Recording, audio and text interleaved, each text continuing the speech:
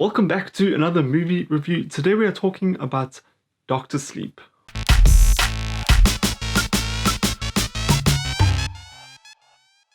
So this film is edited by, directed by, and written by Mike Flanagan. And that is absolutely insane. The amount of work he does on this movie is incredible. And Mike Flanagan is becoming hands down one of my favorite directors at the moment. He's definitely my favorite director within the horror genre at the moment. But outside of that genre, I think just as a director, he is really, really incredible. The way he uses his characters and the way he writes his characters, it's so, so good. So this film, Doctor Sleep, is kind of the unofficial sequel to the Stanley Kubrick film, but it is a sequel to the Stephen King novel, The Shining. So the film is based on the book Doctor Sleep, which was a sequel to Stephen King's The Shining book. So Mike Flanagan also had a really difficult task because he obviously had to sort of connect the dots a bit with the Stanley Kubrick Shining film, and then also just make it a sequel to the actual source material itself, the book. If you don't know this, Stephen King wasn't the biggest fan of some of the stuff that happened in The Shining, the Stanley Kubrick version, because a lot of the stuff Stanley Kubrick sort of changed a little bit here and there, and yeah, overall Stephen King just wasn't that happy with the interpretation of that story. So Mike Flanagan had a really difficult task because obviously general moviegoers would easily connect the dots and be like, oh, this is the sequel to The Shining. And at the same time, Mike Flanagan also wanted to make it a sequel to the book and to Stephen King's vision for the original Shining. So what Mike Flanagan does here is absolutely incredible. He really, really, really does a good job here. There's so many nice visual references and visual elements that are such awesome callbacks to the Stanley Kubrick The Shining film. But at the same time, what this film does so well is it doesn't rely on the nostalgia of that first film. It's its own movie, it's its own storyline, and it's very contained in that.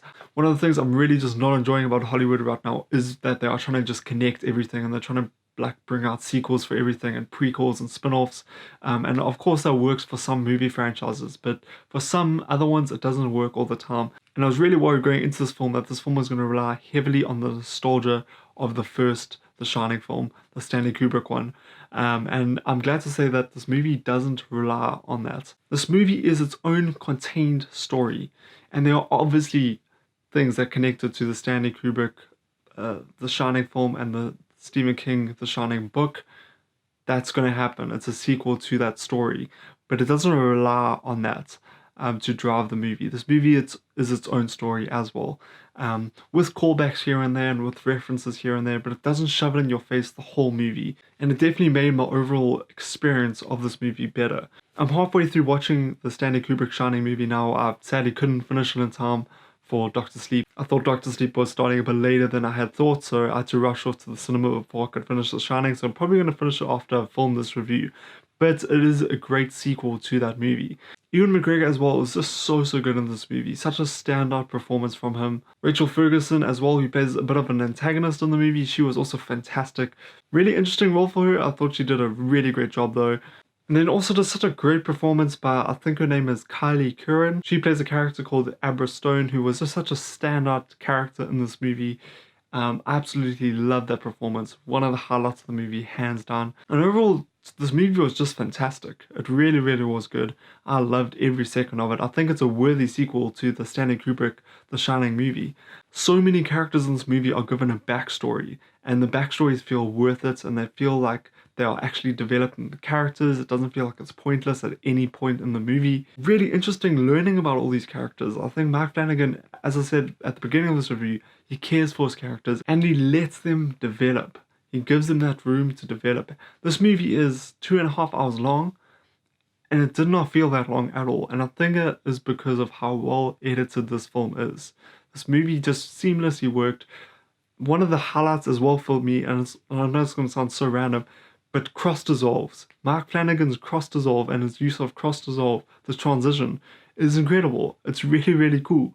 I haven't seen a movie use it so well and so effectively in quite some time, and I think he did that because he was trying to sort of connect it or give it that sort of old school feel like the original Shining movie. So that was also great to see. I loved the use of cross dissolves in this movie, and it definitely it aids the story. It's not just there to be a transition. It actually aids the story, and it just helps the story flow so nicely. And that's a sign of a good transition. Really, really cool. The cinematography as well was just really great. I loved it. There are some really awesome callback shots to the Shining movie. So those were so great to see. And if you didn't know, Ewan McGregor is playing Danny from the original Shining movie as an adult. So it's just really great to see what happened to his character after The Shining. And I just love developing this world. I'd say this movie does get a bit like supernatural in a way, which isn't a bad thing, but it does sort of feel a bit more out there than The Shining did. I don't know if that makes any sense, but I said it anyway. So that was a bit jarring, but it didn't make me not like it. I was just like, oh, there's this stuff that exists in this world. And I haven't read the book, so maybe that was in the original Shining book. I'm only basing my reference off the Stanley Kubrick movie. So I don't know. But besides that, like, I really thoroughly enjoyed this movie. Really well directed. The actors and actresses destroy it in this movie. They are so, so, so good. Oh, and I haven't even spoken about the score for this movie. The score is damn, damn good. It's so, so good. I'm gonna go finish The Shining now, but guys, thank you so much for watching this video. I really, really highly recommend it. I will say this, there aren't like jump scares in this movie per se. There are a couple here and there, but it's not one of those horror movies. This is definitely a deeper horror movie, and there's definitely like a deep message in there, which Mike Flanagan seems to be doing in all his movies, and even in The Haunting of Hill House, his Netflix series. He puts deeper messages into these horror movies that go way below the surface. Guys, go check out Dr. Sleep. If you have seen it, let me know in the comments down below. And if you have not yet seen it, are you excited to see the sequel to The Shining? Are you going to go see it? Are you not going to go see it? Let me know in the comments down below. Thank you so much for watching this video. I'll see you next time. Have a great weekend. Bye bye.